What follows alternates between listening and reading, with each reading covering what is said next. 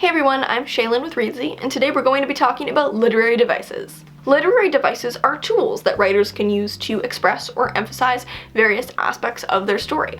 I have 26 literary devices to share with you today, so we're going to run through these rapid style. Number 1, Allegory. It's a type of narrative that uses character and plot to exemplify more abstract ideas. Essentially, the events and characters represent more than they appear. One of the best examples of this would be Animal Farm, in which the farm and the animals on the farm are used as a means to represent the Russian Revolution and Soviet-era Russia. Number 2, alliteration. This is when you use words that begin with the same letter or sound in close succession. This creates a really smooth feel to the writing, but be careful not to overdo it too much because it can become kind of melodramatic. You see it in a lot of titles because it can be so memorable and poetic, like Love's Labour's Lost or The Haunting of Hill House. Number 3, allusion. Allusion is a reference to something else, often a reference to another literary text. So if you're writing something and you decide to reference Hamlet, that would be an allusion. Here's a more interesting one, Anastrophe. Anastrophe is essentially speaking Yoda style, so you reverse the traditional sentence structure. So the phrase tall mountains would be mountains tall. Anastrophe definitely creates a really grand and historical feel, so it might be a good one to use if you write historical fiction or fantasy.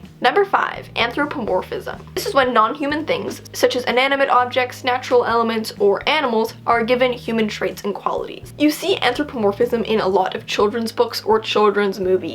Any children's book where the main characters are animals, those animals have been anthropomorphized. You can see it in a lot of Disney films, such as in Beauty and the Beast. Lumiere is a candle, but he has been anthropomorphized and become a character. Number 6 is aphorism. This is a universally accepted truth stated in a concise manner, kind of proverb-esque. To err is human, to forgive divine. It expresses a truth in a way that's super short and super punchy. Number 7, one that I had to just now Google to make sure I was pronouncing correctly, Chiasmus. This is when you invert parallel clauses. Now it might seem kind of weird, like why or when would I do this, but you've probably heard them actually all the time. So a really famous example would be ask not what you can do for your country, ask what your country can do for you. See, it sounds pretty confusing, but you can probably think of a ton of examples. Number 8, colloquialism. This is casual and informal language, including slang. Colloquialism is essentially just the use of more informal language to reflect the characters and the time period the book is taking place in.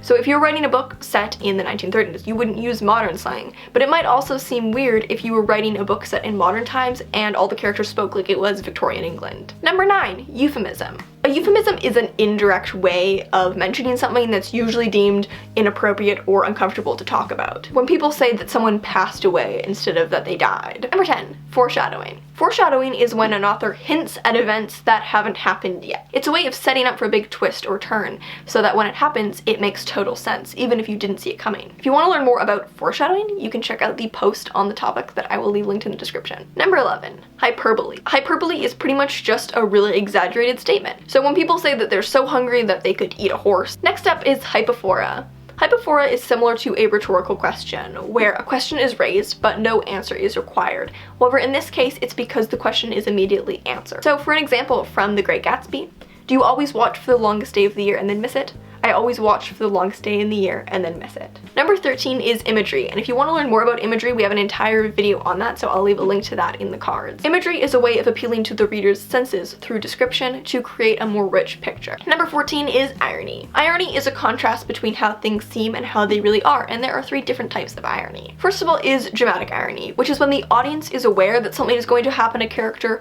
long before the character knows. Situational is more of a reversal, so readers are expecting a certain outcome and then are surprised when that's not the outcome. And finally is verbal. This is when a statement is made, but the actual meaning is the opposite of what was intended. 15 is juxtaposition. Juxtaposition is placing two contrasting things, whether those are ideas, places, characters, events, close together. This highlights the individual qualities of each by showing us how they're different. Number 16 is metaphor, probably one of the most commonly used literary devices. Metaphors describe something or help make sense of something by comparing it to something it isn't like. Unlike a simile, a metaphor is a direct comparison, so you tell us that this is like this. You will find metaphors in pretty much any book you look at. An example of one, this is a quote from Vincent van Gogh. Conscience is a man's compass, but you will find metaphors pretty much everywhere you look. They are present in pretty much every novel. Next up is a motif. A motif is an element that recurs throughout a narrative. It could be a symbol, concept, image, or whatever, but what it does is help reinforce the theme. If you want to learn more about motifs and see a bunch of examples of motifs, you can check out the blog post on that linked in the description. 18 is onomatopoeia. An onomatopoeia is a word that sounds like what it is. You generally see onomatopoeia in words that describe sounds like whiz or snap or crackle. 19 is oxymoron. An oxymoron is the pairing of two opposing words together, so it's a form of juxtaposition. A lot of them have become relatively common elements of vernacular, like old news or bittersweet. 20 would be paradox. A paradox seems illogical, but gets readers to really think outside the box because at the same time it also seems true. Paradoxes are often used to express a novel's theme. So for an example from George Orwell's 1984, war is peace, freedom is slavery, ignorance is strength. These ideas seem to be an obvious contradiction, but in the context of the novel, they actually seem true. 21 is personification, which is also kind of a staple that you see a lot in literature. This is related to, but not the same as, anthropomorphism. With personification, human traits are used to describe non-human things. It doesn't mean that they actually have those traits, it's just used as a form of the description. Common examples of personification you'll probably recognize would be saying things like lightning danced in the sky or the wind howled. But be careful not to use too much personification when describing the natural world, since it can cause melodrama. 22 is point of view. Point of view is where the story is being told from and who is telling it. If you want to learn more about point of view, we have an entire set of videos, 4 different videos covering first, second, third limited, and third omniscient point of view, so I will leave a link to that in the cards. Next up, another one that I just had to look up how to pronounce, Polysyndeton. Very odd word. It might seem like a bit of an obscure term, but you've probably seen it before. This is the use of several connecting word or conjunctions in succession. Here's an example from William Faulkner's The Sound and the Fury.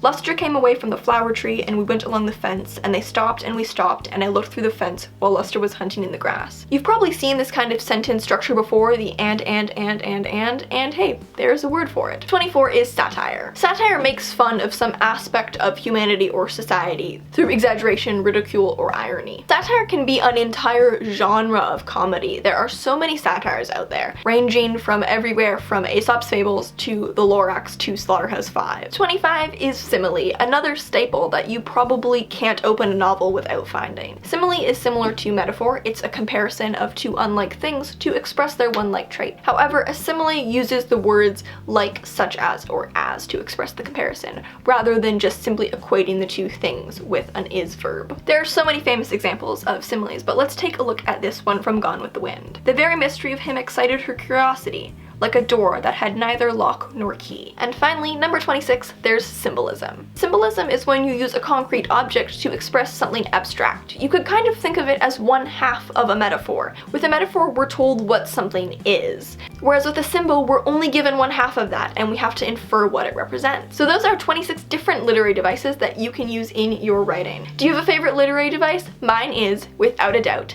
simile. I love similes. My writing is so full of similes. I'm also a huge fan of point of view. I find point of view really interesting, and I'm really interested in weird, different uses of point of view that go outside the standard 4 point of views that we're used to seeing. So thank you so much for watching. If you want to learn more, you can check out the blog post linked in the description, and remember to subscribe for new writing, editing, and publishing videos every Tuesday and Friday. Until next time.